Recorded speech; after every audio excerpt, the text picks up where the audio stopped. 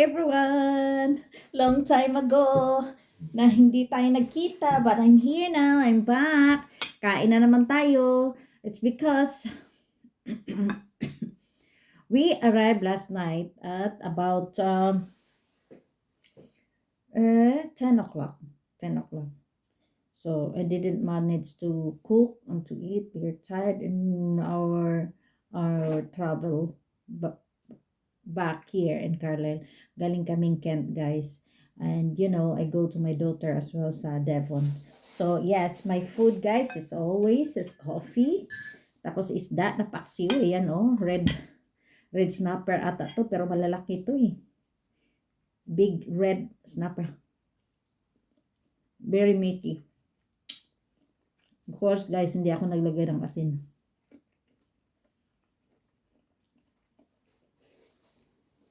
Nilagay ko lang, guys, is yung organic garlic, organic, what's that? Vinegar. Tapos, eggplant.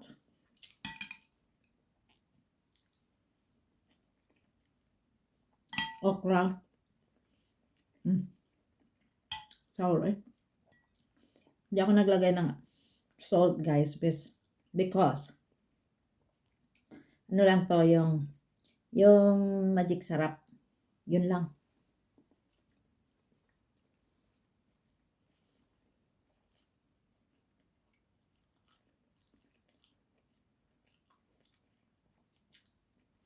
Binabaan ko na ng salt, guys, kasi yun talaga yung nagtitrigger yung aking ano doon.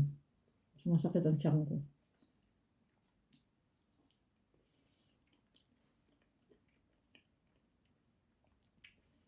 Supposed to be, hindi nga dapat maasim eh.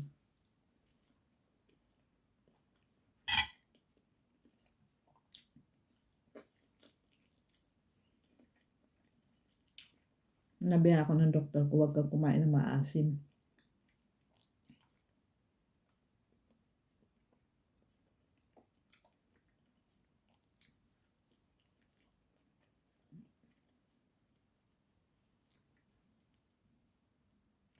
Miski nga sana lemon. She told me that no. But bihira lang ako magpaksiw, guys.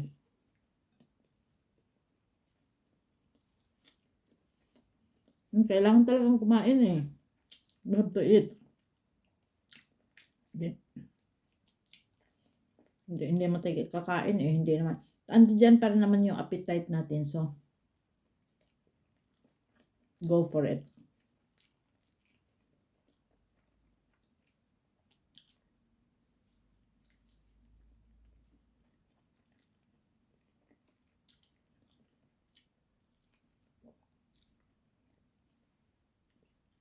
Naalala ko dati yung mama ko matanda na. Wala. Ganun talaga. Ang life. Hirap ng life noon eh. Yung mama ko hindi pa marunong magtrabaho. Hindi sanay. Sinanay ng mga lola at lolo ko na senyorita siya. Mas kinalakihan niya yun. Tumanda na lang.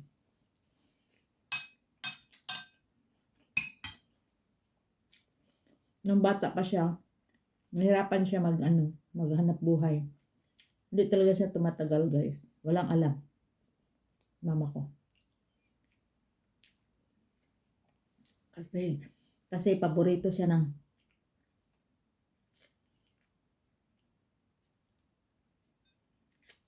mama at papa niya. Kaya walang alam. Senyorita nga. Pero mo, panahon ng mama ko, nakapag high school pa yun. Oo. Grabe, hira lang sa mga kapanahonan noon. Matay ka ang mama ko, 82. Dapat ngayon, 87 na siya o 88. Sa mga edad na ganon.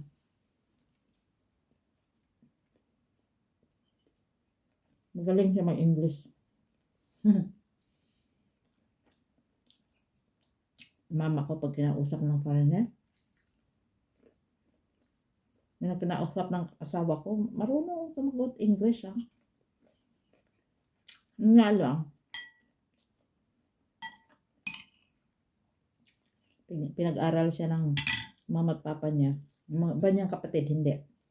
Pinag-tatrabaho sa bukid.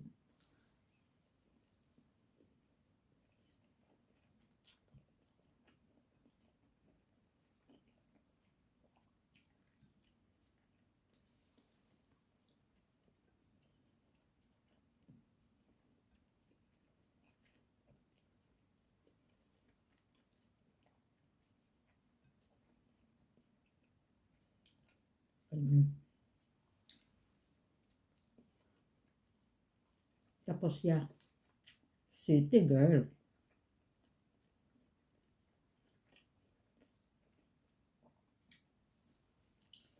Pag ganyan ang ginagawa mo sa mga anak mo, hindi sila talaga matututo. So, one lesson I get by my parents, my mom, especially. Hindi ako lumaki sa mama ko.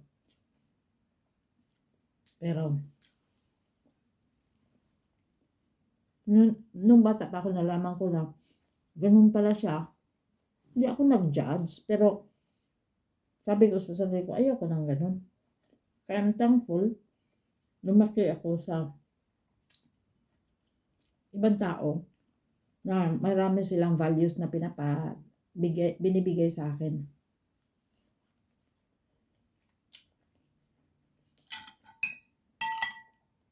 Oo, maraming values na pinamana sa akin. Tapos ginawa ko rin yun sa mga anak ko.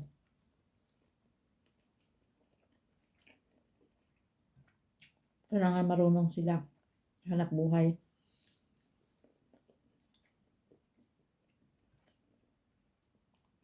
Yung anak ko, magaling. Masyadong matalino. Hindi nagmana sa akin yun. Hindi ako matalino. Doon yun sa dad niya. Pero malakas ang loob niya. Gaya ko.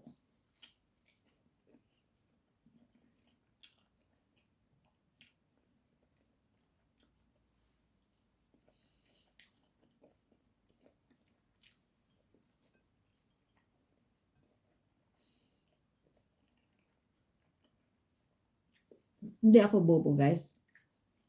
Mahina lang. Kapag ang alam ko kasi, matutunan mo ang pag-aaral. Ang sa pag-aaral, basic lang. Ang learning talaga is your experience. Pero, pagdating sa academics, yun lang.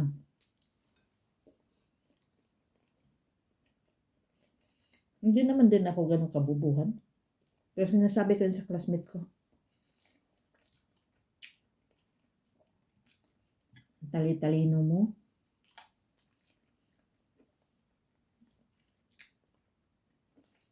Kaya madalas ako papuupuin sa kanyang tabi para matuto ako.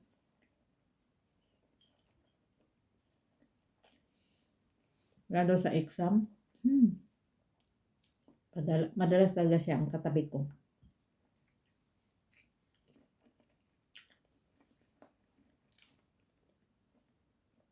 Mahina rin ako mangupya.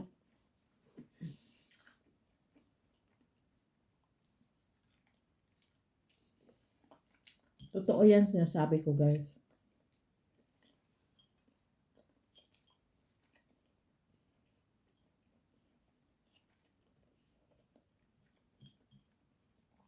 Mangupya ka.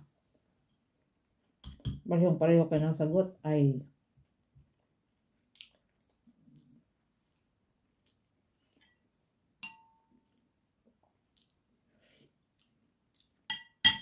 hindi pwede yun. Magagalit ang teacher.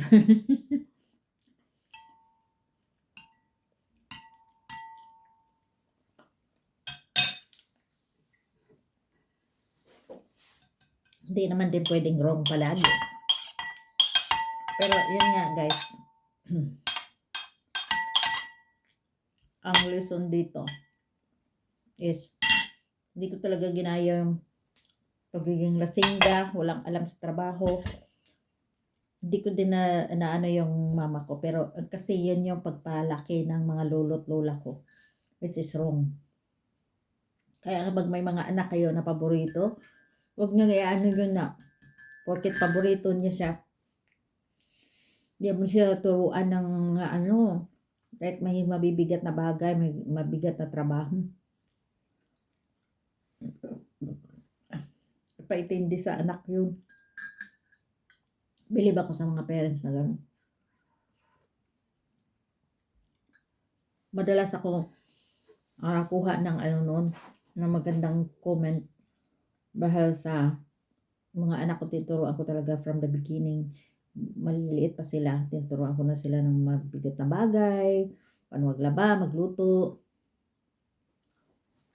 yung mga papers nila, ano hinto, separate yan. Yung mga papers mo, ikaw lang may hawak niyan. At the age of 6 years old. Yung mga anak ko, 7 years old, ata, yun. Birth certificate mo, ganyan. Sila na nag-aano. Huwag mong anuhin yan. Ka-plastic yan.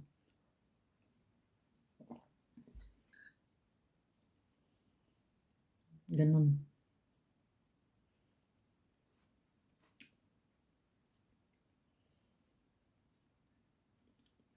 Kailangan mo sila turuan. Mga papers mo, ito.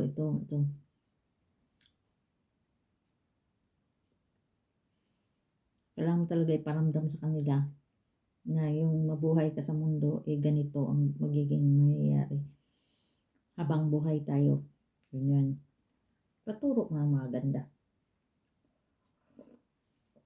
Alright guys, thank you very much guys sa pagkinig sa aking mga kwento. Kasi hindi pwedeng hindi naman tayo pwedeng sila lang matututo. It is coming from the parents talaga. Lahat galing sa parents. Paano mo turuan mga bata? Values, the most important. Tapos yung mga important papers. Ilang taon ba anak ko noon na binigyan ko siya ng bank account? I think she's only 1 year old. Pero syempre, maliit lang na bagay yun. Syempre, sino bang may ayaw no, na magkaroon ng savings ang mga anak mo? Nag-open ko sila ng mga bangko noon. Maliit pa. It's just waiting. Para matuto.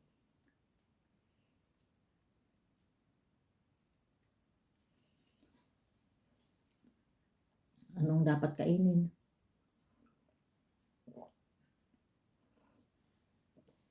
The most healthy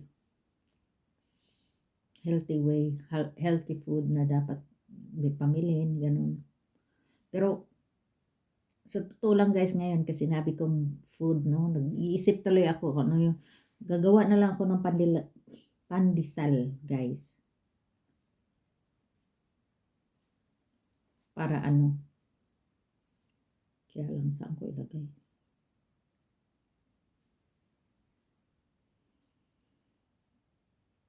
Kailangan kong gumawa guys kasi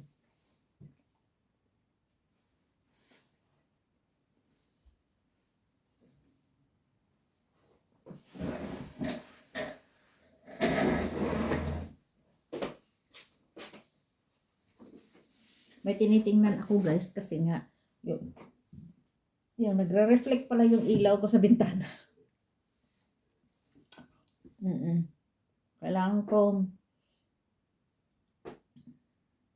mag-bake ata. Mag-bake na lang kaya ako guys kasi tatapon ko yung gulay ko sa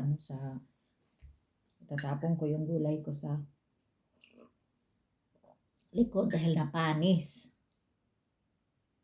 So, itatapon ko yun doon. Kaysa sa harap ko itapon, doon na lang sa likod. Yeah, guys, thank you. Bye-bye, guys. See you for my next video. Salamat sa pagpapanood nyo ng aking video. Okay, bye.